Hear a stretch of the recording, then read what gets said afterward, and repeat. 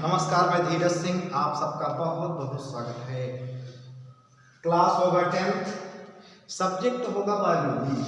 Class 10th subject biology, subject होगा biology. ध्यान दीजिए, जैव प्रक्रम क्या होता है इसको बताए थे और उसके बाद इसका परिचय हम बताए थे। इसके बारे में काफ़ी चीज़ों के बारे में बताया था, समझाया था, अन्य चीज़ों के बारे में चर्चा किया था। ध्यान देने वाली बात यह है कि हम जिस चीज़ को पढ़ रहे हैं उस चीज़ को बहुत मन लगा के पढ़ना चाहिए, बहुत अच्छे से पढ़ना चाहिए। निश्चित रूप से प्रत्येक चीज़ें समझ में आएंगी। अगर हम किसी भी चीज़ को अच्छे ढंग से नहीं पढ़ते हैं, अच्छे माध्यम से नहीं पढ़ते हैं, तो हमारा जो पढ़ने का ढंग है, तरीका है, उसको सुधारना होगा, मेहनत करनी होगी। ऐसी कोई चीज़ नहीं है जो समझ में ना आए, ऐसी कोई चीज़ नहीं है। साहस एवं धैर्य के साथ पढ़ना बहुत जरूरी होता है। मन एकाग्र करके पढ़ना चाहिए। अगर मन आपका एकाग्र नहीं है, प्रत्येक चीज़ों को समझना बहुत कठिन काम है। जो हमारा दूसरा टॉपिक होगा वो है पोषण।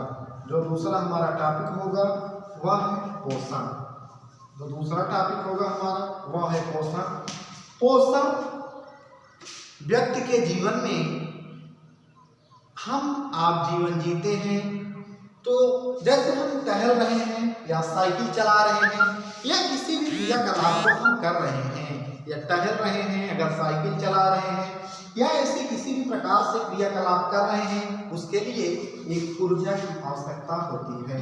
उसके लिए एक ऊर्जा की आवश्यकता होती है, एक एनर्जी की आवश्यकता होती है। ध्यान दीजिए, सुबह आप उठे और पूरा दिन आपने कार्य को किया तो आपके शरीर में जो एनर्जी थी, जो आप सुबह उठ के पूरा कार्य किए तो आपके बॉडी के अंदर जो एनर्जी थी, आपके बॉडी के अंदर जो ऊर्जा थी, वो ऊर्जा क्या हुई? वह ऊर्जा कम हुई।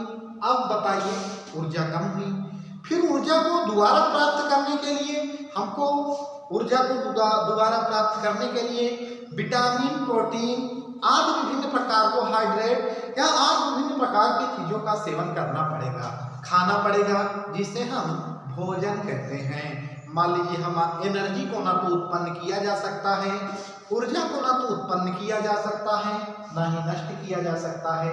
एक रूप से दूसरे रूप में परिवर्तित किया जा सकता है। जो ऊर्जा होती है, ना इसे नष्ट कर सकते हैं, ना इसे उत्पन्न कर सकते हैं।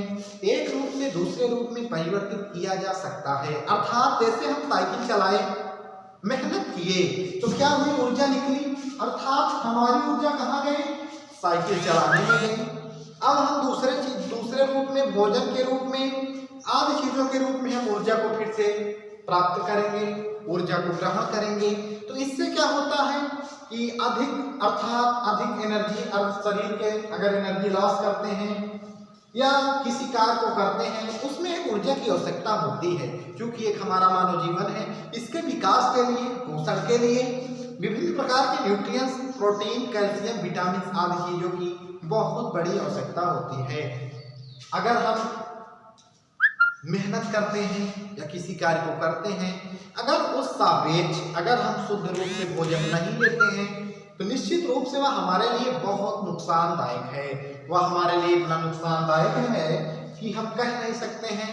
इससे हम उसके बदले जो भोजन करते हैं उसे हम पोषण कहते हैं, जो हमारे लिए बहुत उपयोगी होता है, जो हमारे लिए बहुत कारगर होता है। हम आप लोग को अगले लेक्चर में पोषण को जो बताए हैं, इसको क्या कहते हैं लिख देंगे। आप लोग इसको नोट कर लीजिएगा। प्रत्येक चीजों को समझना चाहिए, समझकर अपने जीवन में उतारना चाहिए। वही सबसे बड़ी महानता होती है और वही सबसे बड़ा कार्य होता है।